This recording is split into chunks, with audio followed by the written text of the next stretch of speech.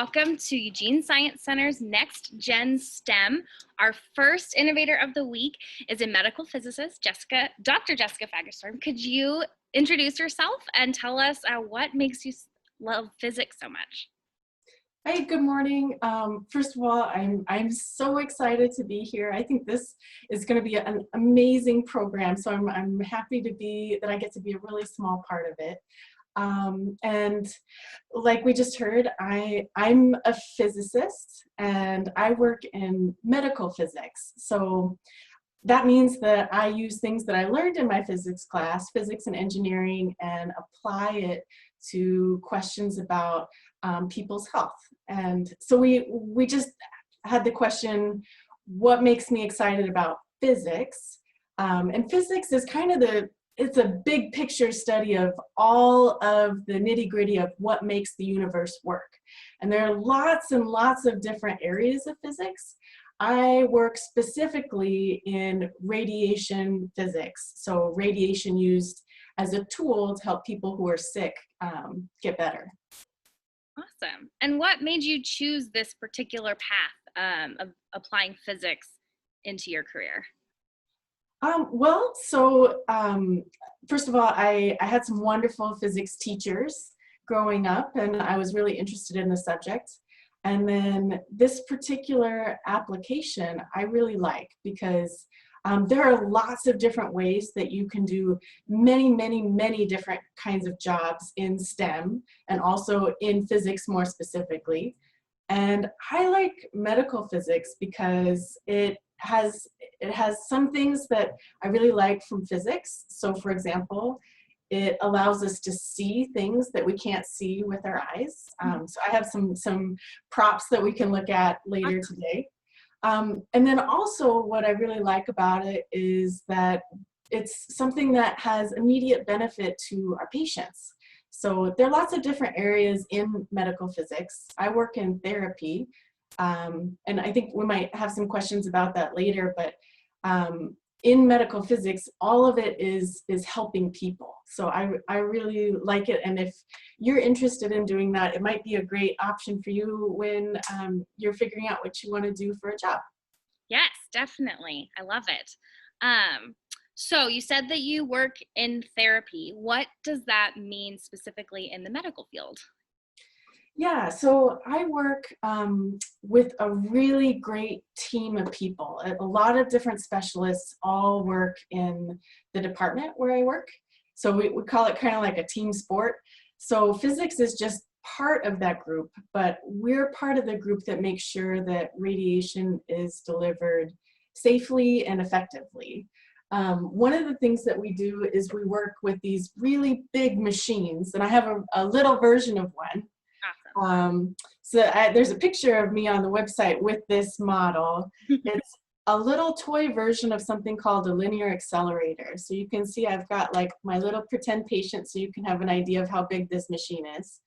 And it moves around so that we can direct radiation, and the radiation comes out of the machine through as a beam like this. Awesome. And so we can move the machine around so that we can deliver radiation to tumors. So we're mostly treating people who have cancer tumors with radiation. So we're trying to destroy the cancer cells so that the patient feels better. Okay, awesome. One of the questions that we had, was there a type of cancer that you see most often in your treatment and practice? Yeah, that's a really good question. So some clinics treat just very specific cancers all the time. My particular clinic treats a lot of different types of cancer. So some that we treat a lot of are prostate and breast and lung, but we treat all kinds of different types of cancer.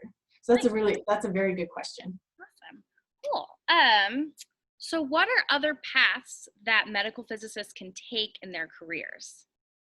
Oh, so that's really good question as well. And so I did want to talk about that because I work a lot in therapy with my linear accelerators. Mm-hmm.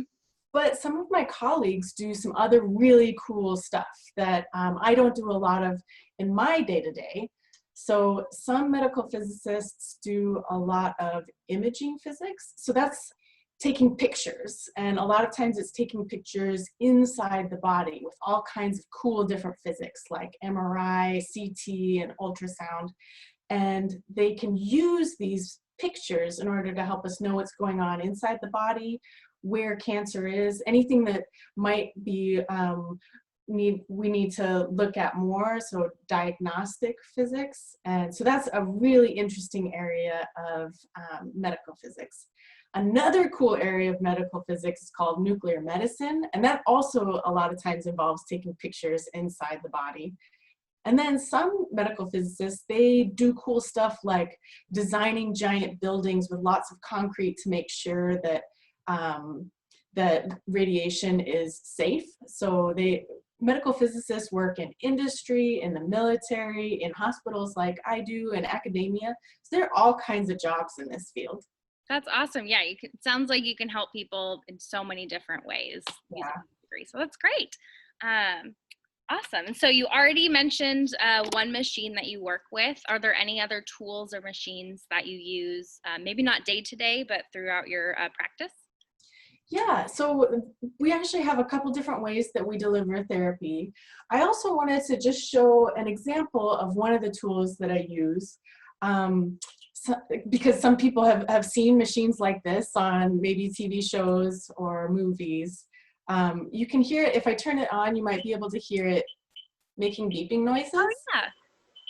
So this is a special machine, it's called a survey meter, that we use to help us detect radiation, because the radiation that we use in the clinic where I work, it's not in the energy range where we can see it. So we need special tools like this in order to measure it. Nice. And so usually when you hear it in movies, you hear it because something's gone wrong. But in general, there are lots of things in life that are radioactive in our everyday life. So we just can't always see it. So I actually have a couple examples. Really, yes, please go for it. So this right here is a little classroom sample of uranium. So this isn't something that's in everyday life unless I was doing classroom demos, but it's a little piece of metal. And if I hold it up to my survey meter, we might be able to hear that the beeps come a little bit more frequently. Oh, yeah. I don't know if you can hear that. That's because it's radioactive, which, is uranium. We were kind of expecting that. Yeah. But then there are a couple other things that I have on my table here that are a little more, close to home, I guess. So I've got, this is a modern smoke detector. I've got ones just like this in the same room with me. And it works because it has a little radioactive piece of metal in it. So if I turn on my meter again, and we hear it's beeping a little bit, it's mostly from cosmic rays that it's detecting. But then if I hold this up to it, can you hear that? Definitely. So, I mean, that's a little bit more like something more usual that we're used to, something that's not out of the ordinary, like a little chunk of radioactive metal. Yeah, definitely. I have one Interesting. more thing I wanted to show real quick, which is this is just a regular looking plate. It's an antique, but in the 1940s, which is when this plate was from, there are some places that use some radioactive materials in the paint, in the glaze, to get these cool colors. So this is also, I mean, it's pretty normal looking, but you can tell that it does pick up counts from the survey meter. So anyway, that's just like a quick demo to show that radiation is actually all around us. So that's interesting. It's just a matter of how much we come in contact and where it's pinpointed, like in your practice. Is that right? That's right. Awesome. Very cool. So I know the world and our daily life looks a little bit different these days, but normally what does your day-to-day kind of look like at your practice? Well, so that's a great question. So right now, our day-to-day is pretty much the same because everybody still needs to get treated. If you need to have your cancer treated, we're still running, we're still operational. So my day-to-day is pretty much the same as it always has been. So I'll go into the office and I get to work with this great group of people that I mentioned before. I work on these machines. I take a lot of measurements routinely to make sure that they are acting the way that we think they are, because we need to make sure that the radiation is safe and that it is delivering the radiation that we have planned it to do. So I take a lot of measurements. I do that on machines like the linear accelerator that we looked at. I also do them on CT scans and these very specialized robots that are called afterloaders that help us deliver radiation in a different way. So I take a lot of measurements. I do some math. That's a big part of my job. And I try to make sure that every individual patient's plan is going to be safe and is being delivered safely over the number of days that we deliver it. Very cool. Looks like we're getting in some live questions, which I love. But first, let's continue. All right, so what are some, this is another audience question. What are some techniques used to ensure that radiation goes to the right place in the body? So I think that is just a really good question, because it's a big part of what we do in radiation therapy as a part of the whole team. That's a big part of what we're doing. We want to make sure that we're delivering what we think we are. So one of the ways that we do that, if the tumor that we're aiming at is in the patient's head or neck region, we'll make a mask. So we'll make this piece of plastic that will be over the patient to make sure that they're in the same position every day. So I have some examples of those. I just thought maybe we could take a look at them. Definitely. This is one that hasn't been formed yet. So it's just flat and kind of boring, you can see.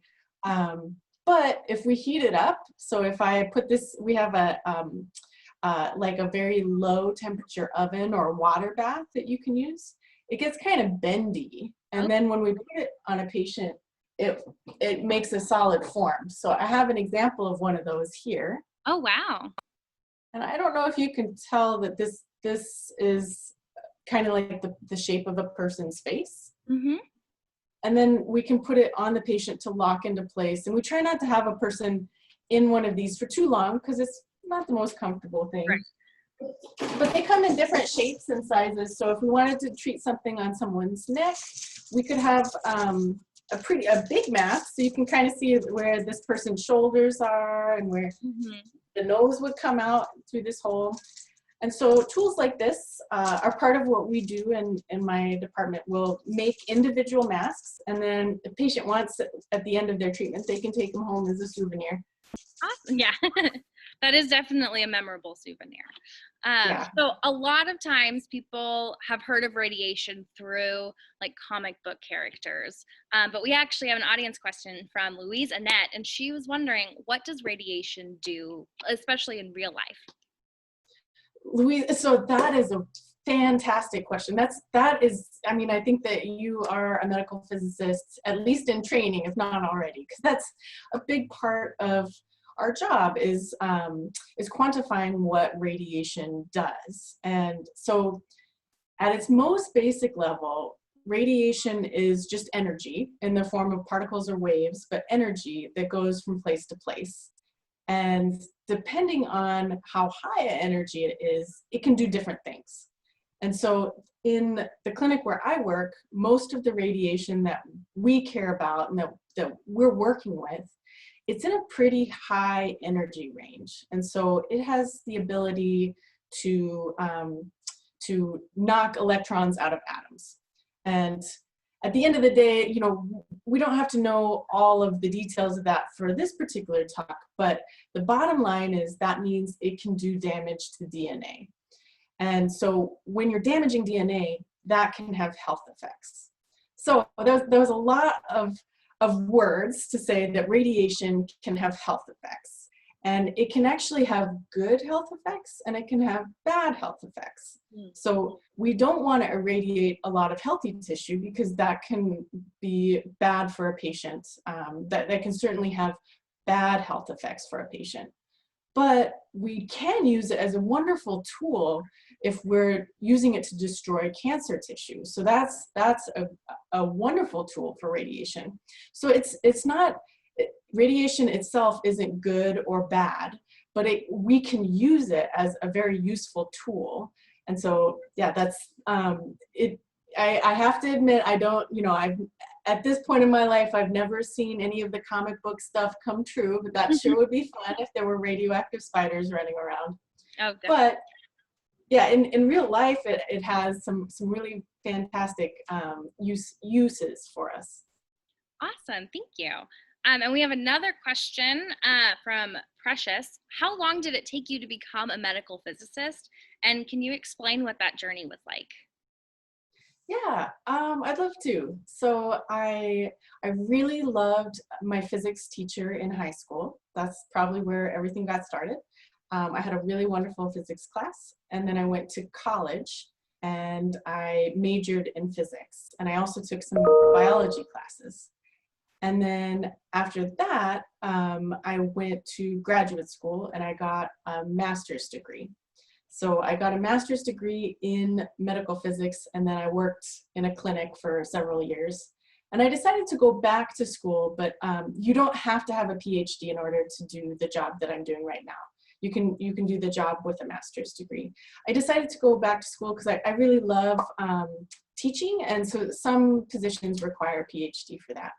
So, so yeah, that was kind of the journey, was high school, loving my science classes, and then college, and then graduate school. Awesome. That's very great. How long does that take if you do that all the way through versus kind of breaking it up and working in between? Well, so my entire school career, I had 4 years in college, and then about 5 years of graduate school total. So that was about the length of my journey. I'm board certified, and that is a process that takes a couple of years as well, but it's not part of school. It's a program with a series of exams involved, and so it's just a lot of studying. So that's another couple of years. That makes sense. Well, I mean, when you're saving lives and working with people, it definitely takes a while to hone in on your craft, but that's awesome. All right, we have another audience question. Are there substances that can be injected to help radiation be more efficient against tumors? Oh, I love that question, because also I feel like you're probably a medical physicist as well, because there are some really cool ways that we can use radiation internally. So one example that I thought we could chat about really briefly is thyroid cancer. So there are some cancers that develop in people's thyroid, and one of the ways they can be treated is with a radioactive version of iodine. Your body naturally accumulates iodine in your thyroid, and iodine, there are radioactive versions of iodine.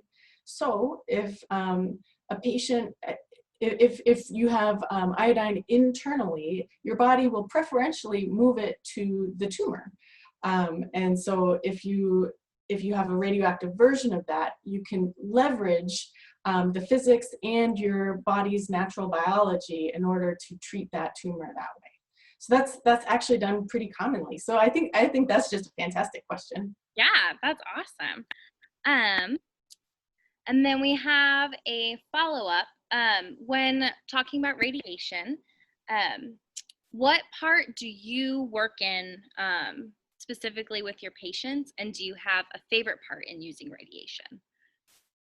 Is that like through the pinpointing of it, or kind of manipulating it for your patients? So yeah, what is your favorite part about what you experience in your day-to-day?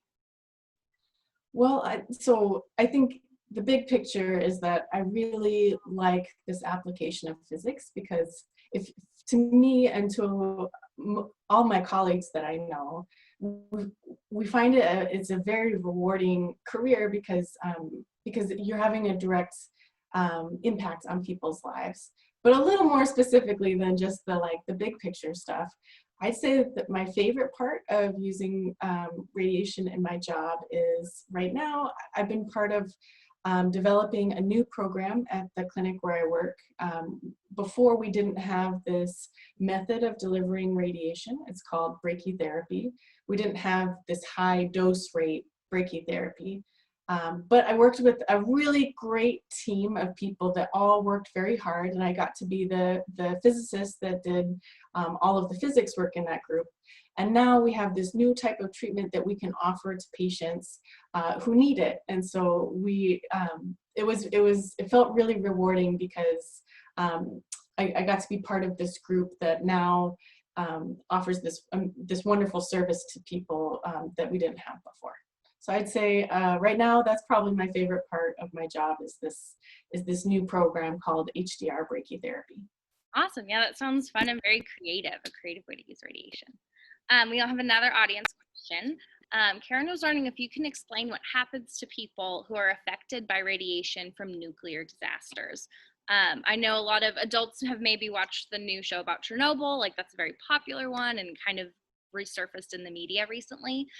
So what is that difference between the radiation that people experience in mass amounts of nuclear disasters versus the ones you use in your practice?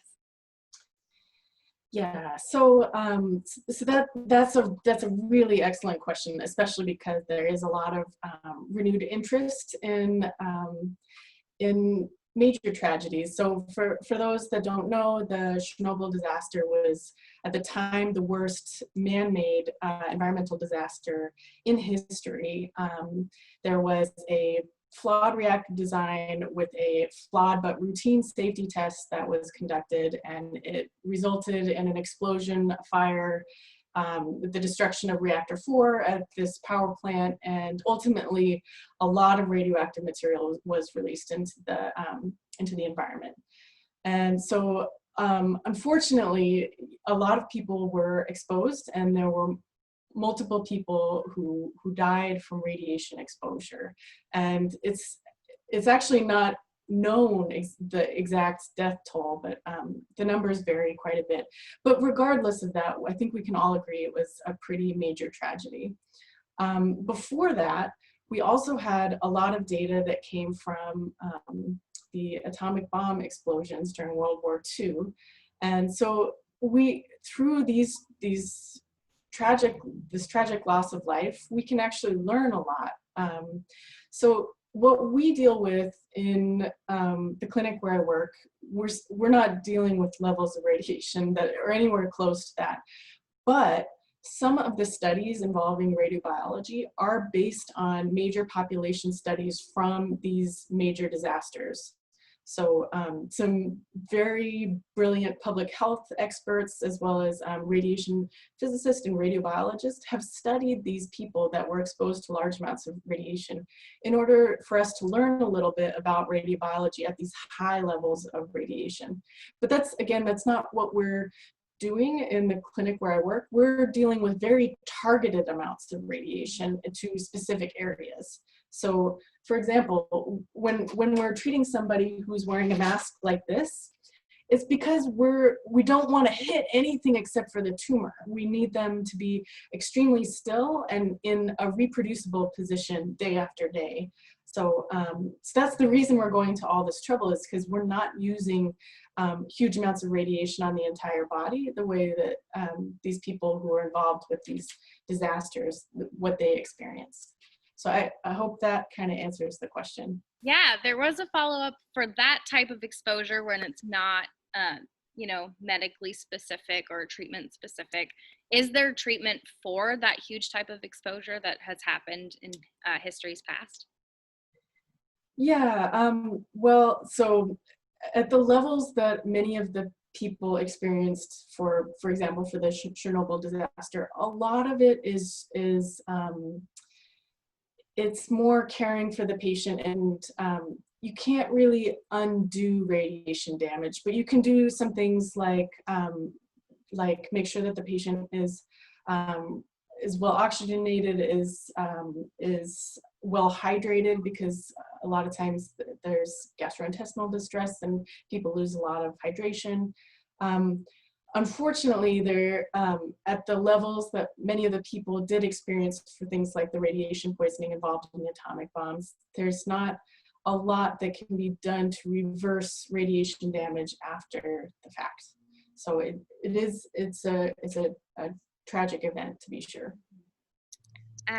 So moving back to how we use radiation to cure and help people who have diseases and cancers and tumors, what technology helps you find cures for those diseases? Oh, that's wonderful. So for that, I think that maybe we should, I should probably defer to my colleagues. They're called radiation oncologists, and I have some wonderful friends who know a lot more about the medicine side. So I work with these brilliant physicians that they come up with the doses that they want the tumors to get, as well as maximum doses that they think healthy tissue in the region can handle. So they're coming up with these balances, and then I'm part of the group that makes that happen.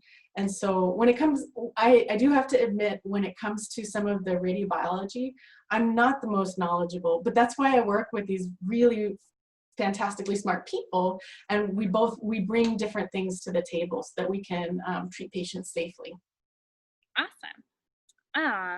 So do you have any advice or words of encouragement for the next generation of STEM professionals? Yeah, so that's all of you watching this video, right? The next gen STEM. I think one of the things that if I could tell my previous self some advice I would have for myself that might be useful to you is don't be afraid to try new things, and also to fail. Sometimes things don't work out really well. That happened to me a lot in graduate school. Sometimes the experiment doesn't go quite the way that you thought it would, and it feels like a setback, but it's part of the research projects. And so when you're doing research, you're doing things that nobody has done before, which is exciting, but also it means that it's not always a straight line, that everything goes exactly the way you think it will.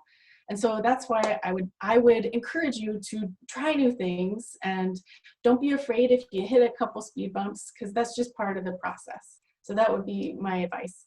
Awesome.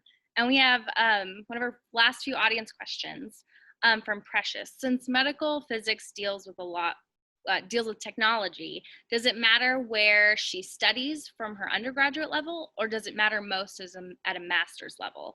And what are the most important things to consider when studying at a particular university for someone that wanted to go into your field? Oh, I love that. Precious, that's a great question. And also, if you want to contact me after this, that's great, because I'd love to talk with you about programs and stuff like that. So usually for medical physics, to get into a program, most people, but certainly not all, but the most common pathway is with a physics undergraduate degree. And so you just want to make sure that you've covered all of the basic physics requirements. And it's also very helpful to have taken upper level math, biology, and maybe physiology if you can.